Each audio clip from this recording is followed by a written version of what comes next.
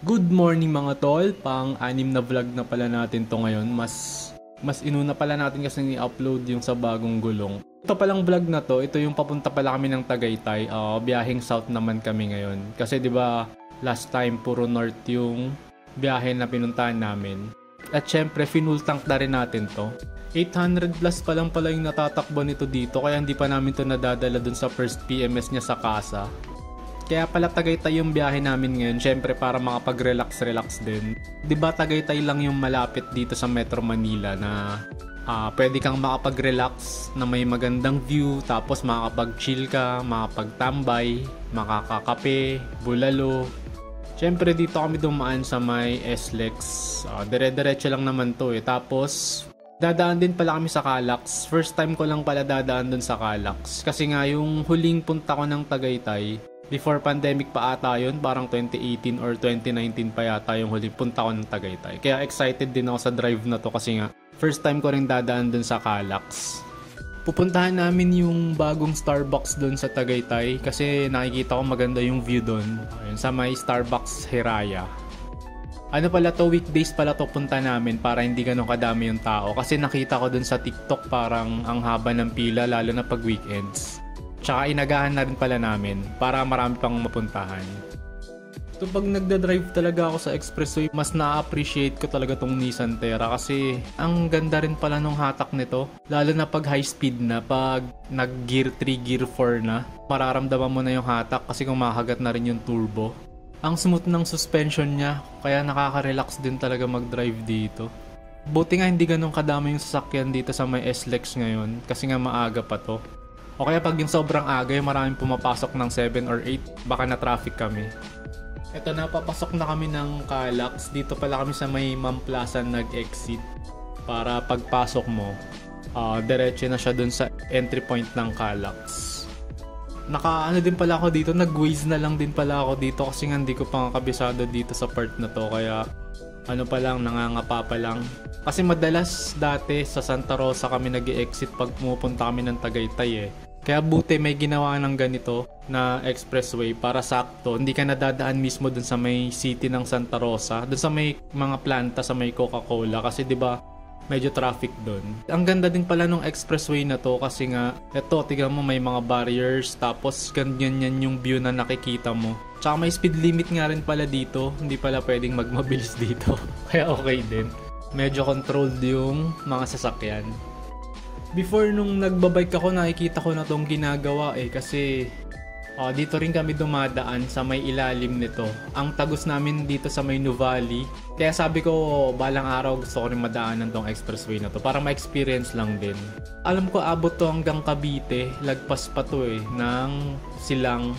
Hindi ko na matandaan kung ano yung dulong exit nito. Pero alam ko tatagos siya ng papuntang Cavite. Kasi nga Cavite, Laguna, expressway tong Calax. Ayun, base dun sa Google, abot pa pala to ng Kawit. Kaya din pala to, maganda rin pala tong expressway lalo na kung galing ka nga nung Laguna tapos ayaw mong matraffic. Pwede kang mag-Calax na lang para mabilis kang makapunta dun sa Cavite. Di ba kasi may mga part dun sa Cavite na sobrang traffic lalo na sa may part nung Molino, ganun. Pag lumagpas ka ng Imus, ganyan, sa Dasma, yung sa may bandang SM Dasma, traffic din dun kasi nakikita ko yun pag nagbabike din ako dun, sobrang tagal ng stoplight dun tsaka ang daming sasakyan. Ito pala sa may kami ngayon, Santa Rosa, Tagaytay Road magi-exit. Nasa 2 or 3 exits lang naman ata to bago pagkapasok mo nung Ma'am Plaza. Kaya mura lang. Alam ko nasa 50 pesos lang yata to. Kaya sulit na rin, di ba? Kaysa matraffic ka pa. Para mas mapabilis yung pagpunta mo ng Tagaytay. Hindi pala. 44 pesos nga lang oh. Hindi pala siya 50, sorry. Tapos, pag sa may National Highway, kakanan lang kayo. Kasi pag sa kaliwa, yun yung papuntang Nuvali. Dito tayo sa kanan, dire-diretso sa Tagaytay. Yung Santa Rosa, Tagaytay Road. Konti na lang, ilang kilometers na lang to, papunta paakyat. Kasi after dito, silang nakagad eh. Pag ganito, nakikita mo may mga pine trees. Nakaka-relax talaga eh. Kasi bihira ka lang makita ng ganyan. Minsan sa Baguio, tsaka dito lang pag sa Tagaytay. Alam ko paglagpas mo nung Calax dun sa may exit, nasa 20 kilometers na lang yata to. Paakyat nung Tagaytay. Dun sa may mismong Econo Hotel. Yung sa may intersection, nasa 20 kilometers na lang. Kaya konting drive na lang to, di ba? Kumpara dun sa pag nasa Santa Rosa exit ka, mas malayo, tsaka mas matagal. Kaya okay din talaga nun na meron ng Calax. Medyo maluwag na rin pala yung daan dito kasi dati alam ko wala tong mga shoulder lane na to eh. Nung nagbabike kami dito, okay na din pala yung daanan. Ayan, ito nandito na kami yung sinasabi kong intersections. Tapos kakanan lang tayo dito sa may Tagaytay Road. Yung city road nila. Dire-diretso lang tayo hanggang makarating dun sa may rotonda. Yan, dito sa may rotonda, pag kumanan ka, yan yung pababa ng Aguinaldo Highway. Ayan, pag nagbabike kami dyan, kami bumababa kasi dire-diretso yan. Pag pag lumulusong ka, ang padjak mo sa may bandang malapit na sa Dasma. Tapos konti lang after nung rotonda, ito na kagad yun, yung Starbucks Seraya. Ano pala dito, ang parking nila dito libre lang basta mag-avail ka lang ng coffee. Pero alam ko may time limit na sa 2 hours lang. Kasi nga iniiwasan nila yung magstay ka ng matagal. Binidya muna natin yung Nissan Terra. Wala pa palang plate number to dito, tsaka yung gulong iba po. Meron din ditong VE na Nissan Terra. Ang ganda rin ng kulay niya. Ayan no, tingnan mo pag weekdays, diba, wala siyang ganung pila sa entrance. Kasi yung kanina yung nakita yung mga tali na yun. Sobrang daming tao talaga. Kaya ito, murder muna kami. Tapos, konting lang, video sa loob. Yan, diba, nakaka-relax yung view. Murder muna kami ng coffee. Tapos dito kami pumesto sa may glass para naman kitang-kita mo yung view ng Taal Lake. O, diba, nakaka-relax talaga. Oh. Kahit na ilang beses na akong nakakapunta dito sa Tagaytay, hindi pa rin talaga nakakasawa kasi nga parang pang-reset lang siya nung mind mo. Kunyari, pagod ka sa trabaho, kung ano-anong ginagawa. At least, di ba, may mapupuntahan kang malapit dito sa Metro Manila. Kaysa yung magbabagyo ka kasi di ba malayo na sa atin. Meron din naman palang ibang mga puntahan tulad nung Rizal, pero iba pa rin talaga dito sa Tagaytay. Ay kasi malamig din eh, di ba? So after namin dito sa may Starbucks, punta naman kami ng picnic group kasi doon kami magla-lunch tsaka tatambay hanggang mamayang hapon. Nagbaon na lang kami dito ng pagkain para mas feel namin talaga yung picnic. Kaya nga sa picnic group kami para mag-picnic, doon kami kakain sa mga shed doon. Ano na to eh, siguro mga past 12 na siguro to. Kasi dumating kami doon sa Hiraya mga past 10. Naalala ko nga pala nung elementary pa ako, dito madalas yung mga field trip namin eh. Dito 'di ba sa Tagaytay, Laguna, Cavite.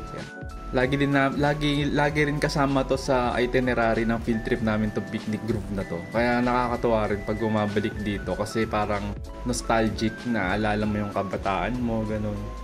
Ang maganda pala dito sa picnic groove, ini-improve nila kasi kada punta namin may mga nadadagdag ditong mga bagong structures. Yung mga shed nila nadagdagan na rin, di katulad dati. Tsaka yung parking space nila nag-i-improve din. Parang dinedevelop talaga nila para naman matuwa yung mga tourist na pumupunta dito. Di ba? Pagpasok mo pa lang dito, ang ganda na kagad ng view. Dito pala kami sa may part na to kumuha ng shed yan. Ito yung baon namin. Dito na kami magla-lunch tapos magstay hanggang mamaya. Kasi pamparelax lang. Ang sarap ng hangin kasi dito habang overlooking ka dun nga dito sa may Taal Lake. Ay, puro ganyan yung nakikita mo, mga mapuno. Tapos, hindi na rin namin sinayang yung oras dito. Naglibot-libot na rin kami. Para naman masulit namin yung entrance. Tsaka para maka-exercise na rin. Dito sa may hanging bridge na to, madalas din tong pinipicturean ng mga tao dito sa may part na to. Ayan. Yun nga lang, nakakahingal pag yung nandito ka na sa part na to kasi pabalik ka na. Paano na kasi to, paahon na to pabalik na to dun sa may parking space. Ayan. Dito may nakita pa kaming doggo, mga cute. Siguro naka 3 hours plus din kami dito bago kami umalis. Kaya nasulit na rin naman namin. Tapos after dito sa may picnic groove, pababa na ulit kami ng Nuvali. Doon na kami magpapalipas ng traffic. Antayin na namin hanggang maggabi. Tsaka doon na rin pala kami magdi-dinner doon sa may Ayala Mall Soledad. Pero may dadaanan pala muna kami ditong bilihan ng buko pie. Dito kami madalas bumibili ng pasalubong. Dito makikita nyo na lang mamaya doon sa may titigilan namin. Nung pababa pa lang kami ng Tagaytay, medyo madami na din kaming nakakasabay ng mga sasakyan kasi siguro pauwi na rin yung mga tao. Nasa halos 4 PM na rin yata to nung pauwi kami. Medyo traffic sa ibang part ng highway. Ito medyo malapit na siya dun sa may sinasabi kong bilihan ng pasalubong. Yung palatandaan nun, yung Pag nakita mo na yung Caltex, nandun sila mismo. Saktong naman siya, nasa may right side na siya pag yung pababa ka, kaya hindi mo na kailangan tumawid sa kabilang side. Ito yun, no? Yung bilihan ng buko pie. Yung the original buko pie bake shop. Ayun. Sobrang sarap kasi ng buko pie nila dito, tsaka hindi lang pala buko pie yung mabibili mo dito. Kaya kung sakaling pumunta kayo ng Tagaytay, try nyo din dito sa pasalubong store na to. Ayan. Kasi di ba hindi kompleto yung pagpunta mo ng Tagaytay kung wala kang pastillas o kaya wala kang dalang buko pie. So after naman namin dito, dumiretso na kami dun sa may Nuvali. Kasi paggabi na rin to eh. Sa may na kami, Ayala Mall Soledad magpa-park. Medyo mahirap nga lang mag-parking dito. Pumila muna kami kasi puno pa yung parking space nila. Ayan, may Tera na naman. Tera nga ba yan? Or Navara? Navara pala ata. Naglibot-libot din pala muna kami dito sa may parang park nila, yung merong man-made lake. Yan. Tapos, dito na kami nag-stay hanggang mag-dinner dito sa may Ayala Mall Soledad. Yan. Papalipas traffic lang. Tapos ito mga 9 PM na ata kami umalis pabalik ng Manila para hindi na ganun ka-traffic. Syempre doon ulit tayo dumaan sa may Calax. Ito dire-diretso na to hanggang Manila. Medyo madilim nga lang yung video, kaya pagpasensyahan nyo na. Abangan nyo pala ulit yung next na upload namin, yung next vlog. Thank you ulit sa panonood. Hindi ko pa alam kung ano yung next na upload ko. Tsaka pasensya na ulit kung matagal ulit mag-upload ng video na busy ulit sa schedule. Ayun lang, maraming salamat. Thank you. Bye-bye.